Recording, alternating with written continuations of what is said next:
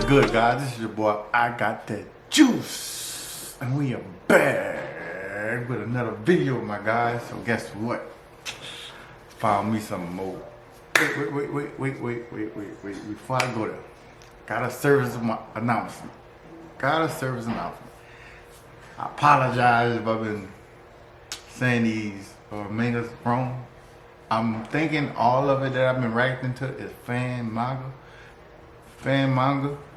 which is cool. It's cool, but I'm thinking like the real Tori Kiriyama about to put this into the real Dragon Ball Super, which I don't know, maybe so, but everything I've been reacting to is fan manga. So if I got it wrong, my bad. Not drill me for this, cause I'm too big of a fan to not be knowing this stuff. So hey, maybe it's just my hopes and dreams to see this in the real Dragon Ball Super. So hey, so back to this. I actually found another manga in the story plot. I read a little bit just to see how it goes. Like I say, it's hard to wait and watch it with y'all. So I kind of like waited this time. I read a little bit story plot, and I think it's fire. So that's what we're gonna react today. We got a few videos we gotta catch up with, cause man, I think this fire. Without further ado, let's get to the video. I don't even really want to tell you what it is to spoil it, but it's like I get a little bit. Goku, they're actually going man, damn, I can't talk right now. The plot time Goku and Vegeta was training, God Destruction replacement. Goku actually got drafted into being the God Destruction of Universe 6. And Vegeta supposedly is going to be a successor of VIDS on Universe 7. So that's all I'm saying right now. That's all I'm saying. I ain't saying nothing else. I think it's cold-blooded how the whole story plot going right now. So let's watch the first part. So let's go. I don't want to be too long because it's already long. And I want y'all to stay tuned and watch the whole thing. Get my views too, you hear me? So stop playing with the views. After escaping from the Galactic Patrol prison, the terrible magician known as Moro, devourer of worlds, became a great threat to our 7th universe. However, Goku and his friends managed to defeat the merciless villain, though not without expending great effort. He's returned to our universe as usual, at least for now. On what appears to be a floating palace like Kami's lookout. The mysterious man hurtles through the air before crashing into the ground. Who is In the that? process, he loses his grip on some kind of cube. Chasing after him, another person speaks through the hole he made in the ceiling, questioning in a panic. Master Ranzan, are you hurt? Who tries to pick himself up. Well, no better for the wearer. He states he doesn't have time to be in pain right now. That scumbag will be here soon. If we take a second to look at him, this guy appears like he may be a deity of some sort given the symbols on his clothing. Specifically the triangle in the exact spot as the Grand Priest. Though this is very much a loose theory, he could possibly even be an angel himself given the light details of his hair. Though it'd be one of the few lacking a halo. Anten's underling shouts that he doesn't know what this evildoer's done, but he's driven all the Guardians mad. They're killing each other out there. It looks like he's been planning this for a long time now. Sensing whoever they're speaking of approaching, he's on his way here. They can't help but wonder if this monster has already killed all the Guardians. The unnamed warrior tosses the previously mentioned cube to his master and pleads for him to leave now. If he dies, their mission will fail and all of this will be in vain. The only thing he himself can do is offer himself as a sacrifice to avoid this great evil. I get comfortable.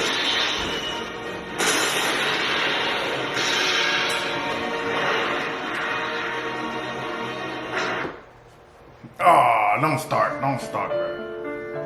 Don't start. Damn you! You won't get past me!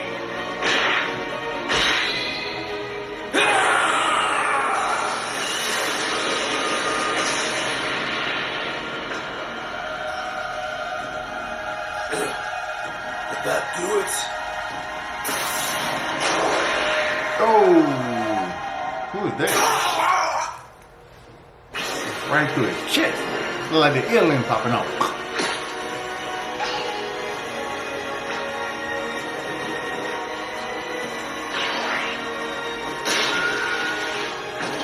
Sanson uses his key to trigger some kind of object.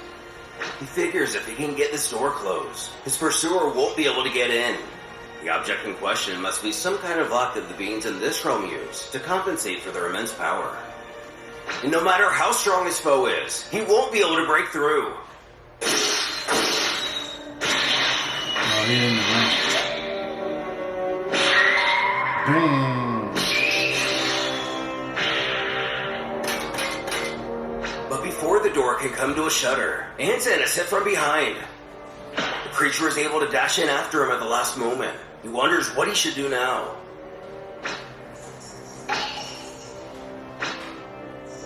Then spotting a bigger cube, he knows that to renew the energy of the ceiling box, he needs to insert the battery box. Unfortunately, he notices that it looks like someone will be trying to stop him from doing this. Powering up, he wanted to avoid a fight, but he has no other choice but to attack head on. This is going to cost him dearly, and he'll probably get seriously hurt. Though no matter what happens to himself, he just needs to insert the battery into that casing. That's all. Then every universe will be safe for a few more million years. It is his duty as head of the Celestial Guardians, the divine protectors of the multiverse.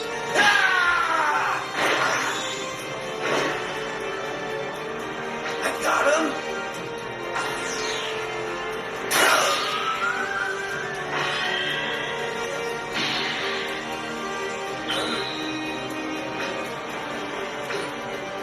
You won the battle, but not the war!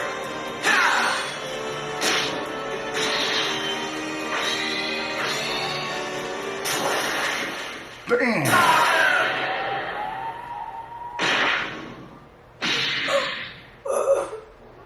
Azazan is struck down in the most brutal way imaginable. The life fades from his eyes as he mutters, "This can't be. They must not."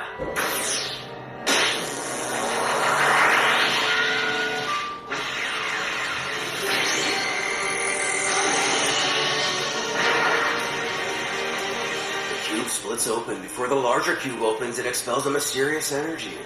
Surrounding it, 4, not just one of the evil entities which slayed Anson. With his last gasp of air, the head of the Celestial Guardians knows he's failed. Every universe is now doomed. What kind of power could this cube, or battery, hold that protects every universe in existence? And where did these guys come from who are strong enough to easily defeat those who defend it? On Barris's planet.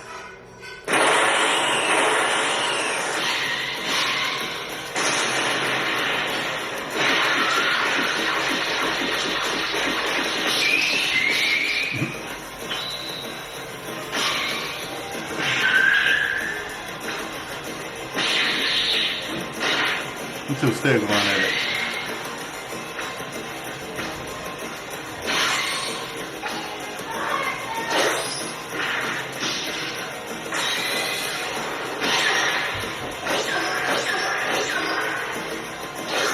Goku and Vegeta continue with their never-ending training. With a sly smirk, Vegeta questions his rival, "What's the matter? Can you not handle him anymore?" Is all he can do is use that instant transmission of his to flutter away now. And in a way, the prince is kind of right. He's figured out Goku's latest strategy and is able to pretty much counter him perfectly. He bluntly asks Vegeta if he found a new weakness of his. Which of course he has. What does this clown take him for? When he uses his Kaioken with Super Saiyan Blue, he's strong enough as he himself is in his evolution form, but his energy drains much faster because the strain Kaioken causes. Ironically, this is also classic Vegeta letting his ego give his opponent an edge. Then again, that's a big part of the reason he's come so far.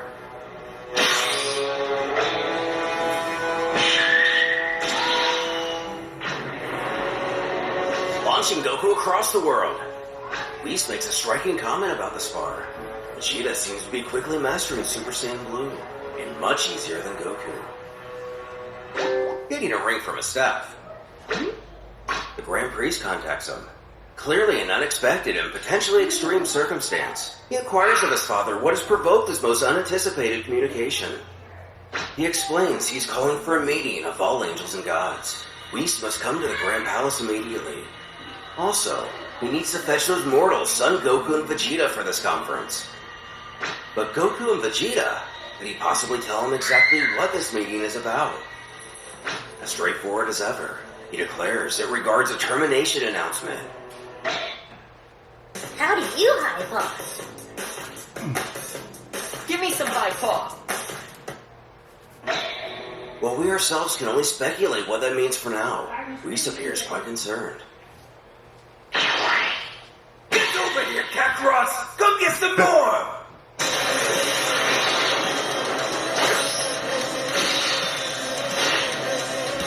Goku has to admit to Vegeta he's definitely gotten a lot stronger.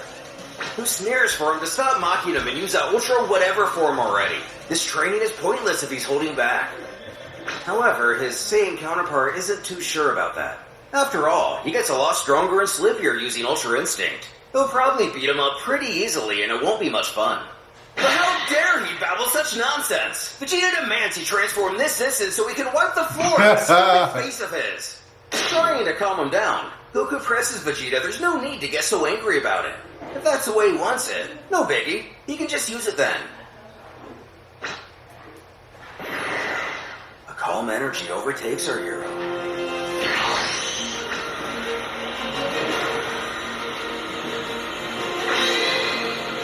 He informs his rival this is it. This is his max power. Though he himself may want to use his energy of destruction in this fight, he has been training with Lord VIDS, right? Well, that is true. He's still a long way from mastering that kind of ki and using it in a fight. He won't be doing that in this battle. Either way, Goku figures it's his call. He's ready to do this. Vegeta powers up screaming that this will be the day he finally surpasses Kakarot for good. My dude, but nah, not that.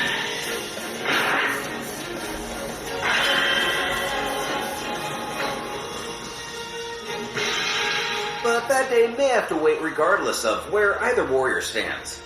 Waking up Beerus, the god screams to know what this racket is. Could those two fools really be fighting here again? He says right now. Uh-oh. Trying to scope the pair of them out. If those Saiyans want to fight, he'll give them a fight.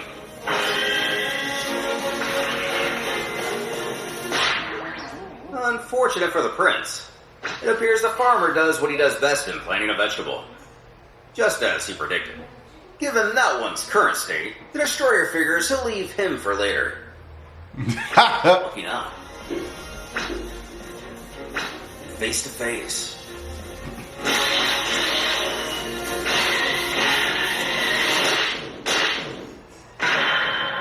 Oh, come on, Whis. You're part of Pooper, man. Beerus bellows out asking what the angel thinks he's doing. Goku also objects, pleading for him not to intervene. Come on, Whis. He apologizes to them both, but they must all leave immediately. They have been summoned to a meeting between gods and angels. The presence of Mr. Goku and Mr. Vegeta will also be required. The Destroyer especially takes note of that last part, questioning what this meeting's about. As blunt as his father, he repeats that ominous phrasing, a termination announcement. Shocking the god even more than the angel. Goku finally has to ask what we've been wondering, and what a termination announcement is, though mildly and incorrectly wording it as a termination meeting, and why have he and Vegeta been called? Whis explains it's a very rare type of conference. It serves as an announcement of the dismissal of a god of destruction, and the appointal of a new one. Meaning, a Hakaishin will be removed from his or her position, and if he and Mr. Vegeta are being asked to attend, it's very likely one of them will be asked to become the new god of destruction of the deferring universe. With the so-called termination announcement underway, does this mean the Anzen character is not an angel, but a destroyer? And just how will Goku and Vegeta fit into the plans of the Grand Priest, if at all? At Zeno's palace, all of the destroyers, angels, and Kaioshin humbly kneel in the presence of the Omni King.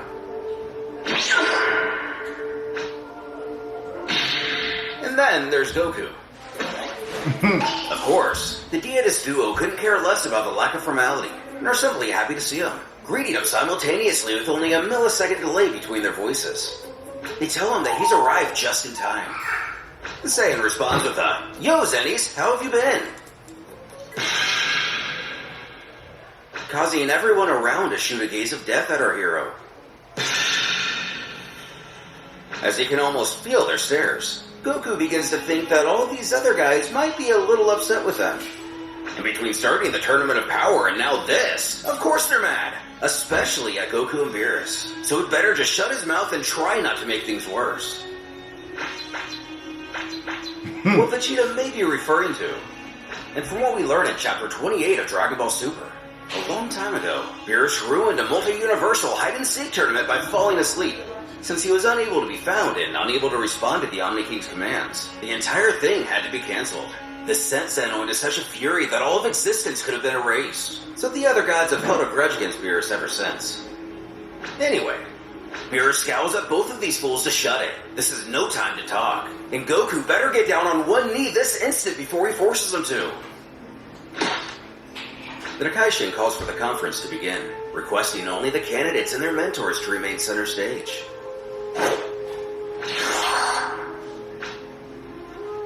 Going on, the Grand Priest believes that the angels have already alerted their respective gods on their reasoning for this meeting. As previously alerted, this is a termination announcement. A god of destruction will be removed from his position, and a replacement will be chosen. The mortals selected as the best candidates to assume this position are both present, Son Goku and Vegeta IV. Showing off his clown skills yet again, Goku raises his hand to interrupt. They be clowning Goku, bro. I mean, you're graceful, sir! Why were he and Vegeta the only ones chosen? Surely there are others way more capable. Maybe from other universes like Top or Jiren. Come on. The Grand Priest simply rolls with the waves and is happy to answer this question. It just so happens to be. They are the only two mortals who are currently undergoing training from an angel. That's a very important prereq to become a god of destruction. As powerful as Mr. Jiren is, he has been trained by neither a god or angel. On the other hand, Top is already being prepared to replace the destroyer of his universe, Lord Belmont. While Goku rubs his head at his perceived complication, Vegeta finally speaks up. He has to admit that he has no desire in becoming a god of destruction, but he will comply without resistance if it's the only way to continue his training with Whis. It seems the proud warrior has happily transitioned from prince to patriarch. A much younger Vegeta would have likely accepted such a role with great impunity. The Father of Angels is pleased to hear of his compliance, even if reluctant. Before telling Whis to inform Grand Zeno, along with the gods and angels present here, of his disciples' qualification to hold this position. Speaking first of Goku, in addition to being a very powerful warrior, he's been able to reach heights of Ultra Instinct that even destroyers of this generation cannot pass. Unfortunately, this is where the benefits of selecting him cease. He's also quite carefree and disconnected from the present. While he is kind, his generosity often borders the line of stupidity. Fresh out of the oven, Goku takes exception to that last part. He doesn't have to be so harsh about it. Whis continues on with his assessment. While Vegeta doesn't have the ability to tap into Ultra Instinct, recently he's been training to master the Hakai. His progress seems very promising. He too is a very powerful warrior, but unlike Goku, he acts with seriousness. He possesses the ferocity and ruthlessness necessary to carry out the work of a destroyer, causing the prince to smirk at his rival and quit. Yeah, that's Kakarot's. I'm better than you. The Grand Priest announces that based on the information given by Whis, who is the master of candidates, all of the gods of destruction and angels will cast their vote. After that, Zeno will make the final decision on who will become the newest god of destruction. The angels and destroyers held a secret vote on who would be chosen to become the newest god. After some time, the Nakaishin became aware of the outcome. As all 12 gods and 12 angels have made their decision, with a unanimous result of 24 votes to 0 votes, Mr. Vegeta is to become the newest destroyer. They don't like Goku. Though not ultimately desired, he can't help but take pride in beating Goku in anything. He feels twice baked after getting completely shut out. It's not like he actually wanted to be the next god of destruction, but he also didn't want to lose like this. The Grand Priest tells Zeno, as recommended by all the destroyers and angels, They too including competitive, himself, bro. the master of both candidates, that the best choice to assume the position of god of destruction is Mr. Vegeta, but the final say is up to him. Both of which utter, No, it's true though, we want our friend Goku.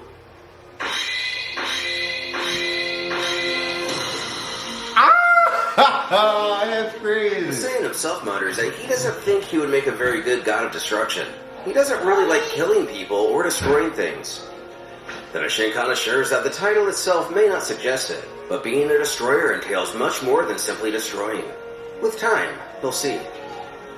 But Vegeta's ego can't keep himself from saying what needs to be said. None of this makes any sense. What does Kakarot have that he doesn't? He was only chosen because he's friends with Lord Zeno. But stopping him before the room fills with the racy smell of rubber, Beerus warns that if the Saiyan values his existence, he won't dare finish that sentence. Goku sighs, figuring he doesn't really have much of a choice himself I got in a this. strong rivalry, bro. But what universe will he be sent off to? Surely this isn't to take over for Beerus or something. And that brings them all to the next point of today's meeting. Of the 12 destroyers, only 4 of them have done a satisfactory job. This includes Jin of the 12th universe, Liquor of the 8th universe, Arak of the 5th universe, and Yuan of the 1st universe. All other gods, suffice to say, have been very negligent in their duties. As a result of their incompetence, 8 universes have undergone a great deal of decay. Some even disobeyed divine law and acted on their own without permission.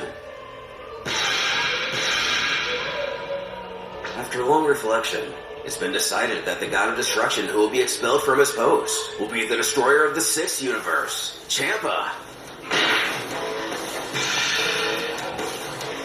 Damn. The Grand Priest asks Champa to please make his way to the center of this room, and for the Universe 6 Supreme Kai, Fua, to join him.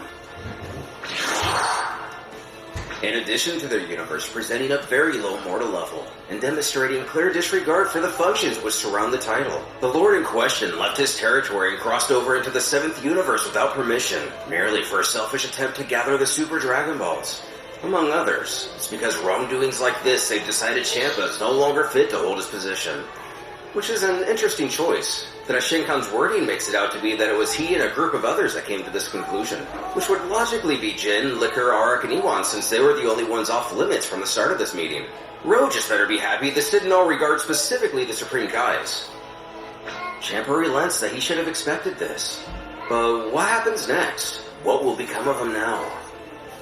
And from this moment forward, he'll be stripped of his divinity. Along with this, he shall no longer remain immortal and will begin aging naturally again, just as he did before becoming a god of destruction. He may choose any planet of Universe 6 which to spend the rest of his life. If that's the case, he requests to be left on the planet known as Earth, which is a bit ironic seeing how the Super Dragon Balls got him in this situation to begin with, and the only reason his universe contains an Earth now is because of him. Fua interjects that he tried to convince him to act diligently, but he simply would never listen, even after explaining to him that this would likely be the outcome of his behavior. That's when Fua himself is addressed, as his life is linked to that of his respective god of destruction. With the loss of Champa's divinity, Fua himself will immediately perish. After, he'll be sent to the supreme planet of his universe to carry on as a deceased deity. Damn. Who also takes the bad news relatively well. If this is his fate, so be it. In all reality, it could be worse. Turning to Zeno, the Grand Priest beckons if he wishes to now proceed with the termination.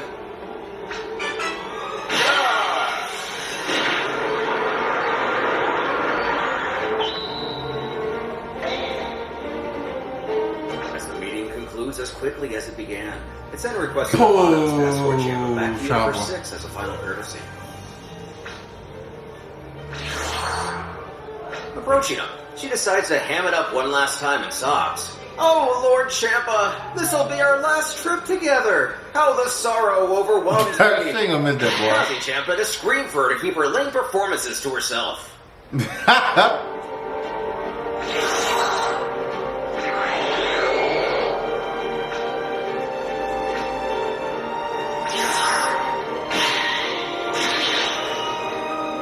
All that remains is for the next god of destruction of Universe 6, Son Goku, to take over. Preparation for the ritual takes approximately 3 ticks to complete, which is about 1 full day on Earth.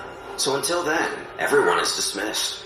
He tells Goku that in 24 hours Earth time, he must be on the planet of destruction of Universe 6. There, a ritual will take place. Until then, he's free to do as he likes. With this, the official conclusion of this meeting has been reached. The Xanos excitedly rush over to Goku, shouting to come play with them. And the Saiyan assures he'd love to, but now since he's going to be a god of destruction, he thinks he has to spend a little time back home to say goodbye to everyone. Bulma might want to throw him a farewell party when she hears the news. Which the Omni Kings understand. And now that he's going to be immortal, he's going to have plenty of time to play with them now, right? They can play for centuries. And while the thought of playing for hundreds of years is a bit jarring, Goku nonetheless claims of course they can. But now he has to go.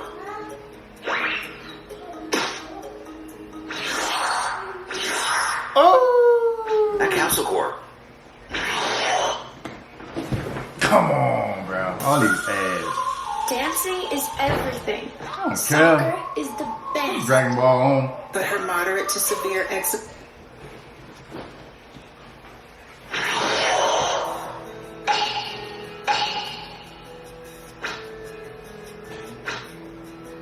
Landing straight in front of Bulma, Goku's shocked to see Chi-Chi's already here.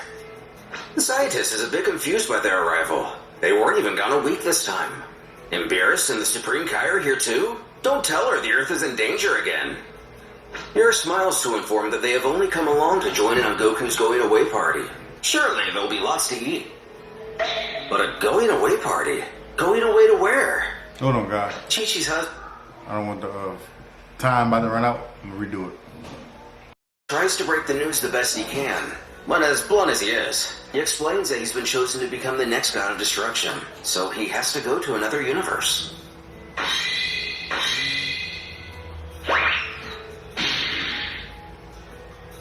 After receiving the news that Goku would become a god of destruction, Bulma called an emergency party at Capsule Corp. All of Goku's friends gather to better understand what's happening and to bid farewell.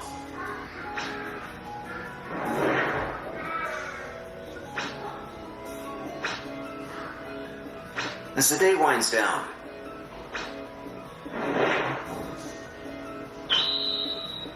Goku still tries to explain his side of things to a dejected Chi-Chi. He didn't even want to be a god. He thought they were going to choose Vegeta. But Zenny intervened and they picked him instead. And he didn't just say no? Has he lost his mind? Bulma inquires. Though we all know it doesn't work like that. If he refused, who knows what would have happened? He might have erased the entire universe. Chi-Chi finds solace in the reality that at least Goku will now be able to finally work a job that suits him. She thinks he'll like it a lot better than being a radish farmer. While he's happy his mother is taking all of this well, Gohan isn't sure he agrees. The work of a destroyer is pretty intense and he's not sure his dad can do such cruel things. Beerus agrees, stating Goku is too stupid for the job. It would have been much better to have chosen Vegeta, but there's no way to argue with Lord Zeno. They capping on Goku on this Cueing one. Trunks to drop the mallet on the Goku button, asking if this means his dad lost to Goku again. Yep. But he didn't lose to anybody. Does Trunks want to be grounded? On a serious note, Bulma has to ask Goku if he really thinks he's going to be able to destroy entire planets, kill so many people. He spared even Frieza like 6 times. He knows the implications. But the Grand Priest told him that a destroyer's job is a lot more than destroying things. He honestly plans to avoid killing people as much as possible. When Gohan brings up a good question, does this also mean he'll be working with the Supreme Kai? Who has no idea. When Lord Champa lost his divinity, the Kaioshin of his universe died. So maybe this just means he'll be without one? This brings Shin to chime in with a bit of info. The life of a Supreme Kai is linked to the life of the God of Destruction of their universe. From the moment Lord Champa lost his divinity and energy of destruction, it's as if his divine side perished. Because of that, Lord Fuwa in turn perished as a result. Goku's life too will be linked to a Kaioshin tomorrow at the ritual. So now we know how the Kaioshin are chosen. How are Kaioshin chosen? And there are a few ways. But in this case, it'll probably involve the Kaiju tree of Universe 6. It has probably bloomed a new golden fruit. That's the best reason he can think of to choose now to replace the Universe 6 destroyer. Perking his ears, Vegeta has to question what a Kaiju tree is. Laying down some more knowledge. Kaioshin and Kaio are all part of the Shinjin race. They were all born from the divine Kaiju tree. The common fruits of these trees give life to all Kaios, such as King Kai. The golden fruits, which are much more rare, give life to Kaioshin like himself. He believes that the Kaiju tree of Universe 6 has produced a new golden fruit, and the powers that be have approved the birth of a new Kaioshin, hence the appointment of a new Hakaishin. Trunks finds himself a bit baffled by this variation of the birds and the bees. Or maybe better equated to the branch they both reside on. The boy figures. So you guys are like apples? That's kind of weird. Whis has to joke that it's much easier than how mortals are born, is it not? Prompting Goten to question his mother just how kids are born. She bellows at the angel to watch what he says in front of the kids. She isn't ready to have this kind of conversation yet. Whis laughs, but apologizes to the angry mother. As Goku has a shower thought, if they grow like apples, what happens if a rotten one is born? Shin then entails that when a common fruit is born rotten, it births a Makaio. And when a golden fruit is rotten, a Makaio Shin. In both cases, these corrupted entities are sent to the Makai world, also known as the Demon Realm. As a matter of fact, they've already met a Makaio Shin. They remember a few years ago, it was one of Babadi's henchmen, Dabura. The two of them are merely two sides of the same coin. Bear stands to announce that this was a fine party, but it's time to leave, commanding Goku to follow. With a bit of a stutter, Chi-Chi wonders if Goku will be able to come back and visit. Whis tells that until Mr. Goku has obtained basic knowledge of his new position in universe, not to mention grasping his new powers, he probably won't be able to return here. But that shouldn't take all too long. Whis' younger sister is quite strict in her training, so he doesn't think a vast amount of time will pass before Goku's able to come see them all once more. That is, of course, if the Lord Beerus doesn't mind him trespassing in his universe. Who could only roll his eyes at such a statement? And wide-eyed, Goten asks his dad if he can come with them so they can train some more, causing Whis to once again speak up. Unfortunately, that will not be possible. Mortals from one universe cannot spend an extended period in another universe. Though under extreme circumstances, exceptions have been allowed in the past. So Goku tells his son that he'll make him a deal. When he gets back, he wants Goten to be as strong as he can possibly get so they can train together. Does that sound good? Who promises the next time he sees him, he's gonna be so much stronger. Turning to his other son, Goku instructs Gohan to take care of his mother until he returns. So you know, par for course as usual. Krillin then steps over to our hero to wish him luck, and to never forget what it means to be an Earthling. Roshi has a similar sentiment. He wants Goku to go show those gods the power of the Turtle School. And finally, Vegeta. The prince smirks at whether god or mortal. He better not think their little rivalry is over. Though he wouldn't for a second.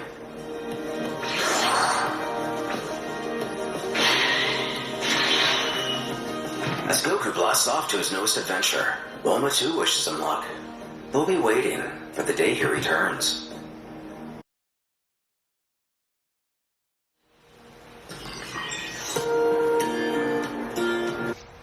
Tell me that wasn't fire. We got another one on our belt. Ooh. Man, I got so many to watch. It ain't even funny. Thank y'all for making fan manga. Thank y'all. Y'all saved my life. So excited. Like, my favorite thing to watch is Dragon Ball Super. Anything dealing with that. Anything. I don't care how dumb it is. Still gonna watch it. But clearly these are fire, man. So stay tuned. Coming back with some more. We gonna digest all of this. Goku being a god of destruction, Universe 6. We gotta see what's gonna happen. What kind of big story plot coming. So stay tuned. Coming back with another one. Don't forget to like, comment, subscribe. Run it up. All the way up. Get them views up, comments up. I don't care. Get it up. Cause your boy here. We here. How that?